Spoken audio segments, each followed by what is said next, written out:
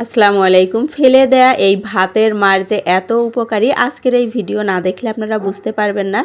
আর এই ভিডিও দেখলেই আপনাদের কিন্তু হাজার হাজার টাকা বেঁচে যাবে। পার্লারে যে আমরা হাজার হাজার টাকা দিয়ে থাকি, অথবা এইটা দিয়েই বানানো নাইট ক্রিম হিসেবে আমরা কিন্তু অনেক দাম দিয়ে ক্রিমগুলো কিনে থাকি। তো বাসায় আমরা এইটা ব্যবহার করে কিভাবে রূপচর্চা করতে পারি আসুন জেনে নেই।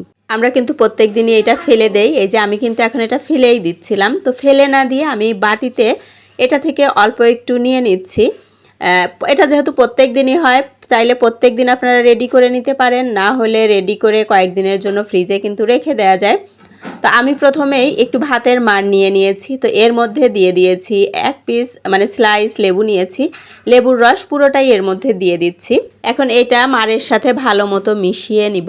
তারপরে এটা আমরা মুখে কিন্তু স্কিনে ইউজ করব, জাস্ট মাসাজ করা মতো ক্লিন করে নিব। এতে করে কিন্তু স্কিনটা যেমন ক্লিন হবে, চোখের নিচের কালচে ভাব দূর হয়ে যাবে, স্কিনের যে কালো দাগগুলো সেগুলোও কিন্তু দূর হবে। আর রেগুলার ব্যবহার করলে যদি কারোর মেস্তার দাগ থাকে সেটাও কিন্তু আস্তে আস্তে রিমুভ হয়ে যাবে। আর লেবুর রস দেওয়ার পরে কেউ যদি মনে করেন যে মিশ্রণটা বেশি পাতলা হয়ে গিয়েছে, চাইলে কিন্তু এখানে কিছুটা চালের গুঁড়া মিশিয়ে নিতে পারেন, তাহলে একটু ঘন হবে। আর যদি কারোর স্কিন বেশি শুষ্ক হয় সেক্ষেত্রে এখানে একটু মিল্ক পাউডারও অ্যাড করে নেওয়া যেতে পারে।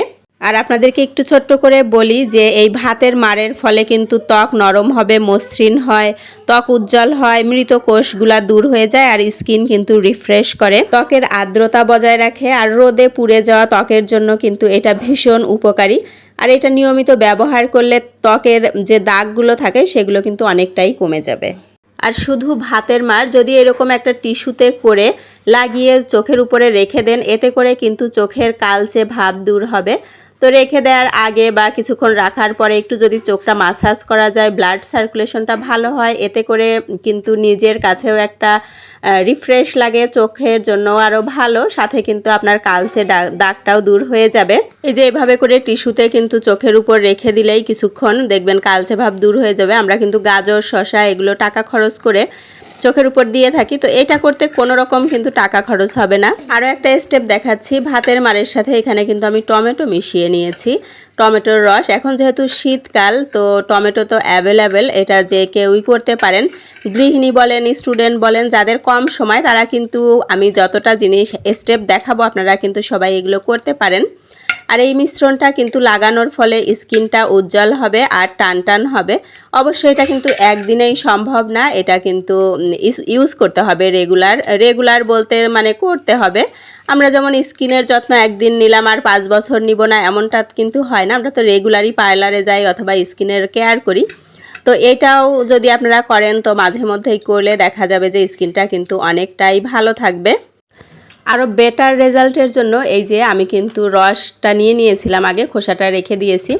এখন এই লেবুর খোসার মধ্যে এই মিশ্রণটা নিয়ে আমি কিন্তু স্কিনে একটু মাসাজ করব।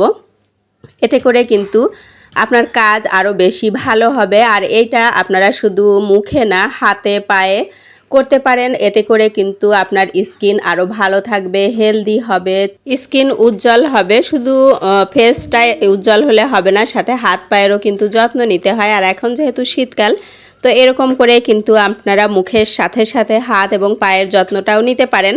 ভাতের মারের মধ্যে একটু লেবু মিশিয়ে যদি চুলে মাখা যায়, এতে করে কিন্তু আপনার খুশকি অনেকটাই দূর হবে আর চুলটাও ভালো থাকবে। আর গোসলের সময় গোসলের পানিতে যদি কিছুটা ভাতের মার মিশিয়ে নেওয়া যায়, এতে করে কিন্তু ত্বক ভালো থাকবে।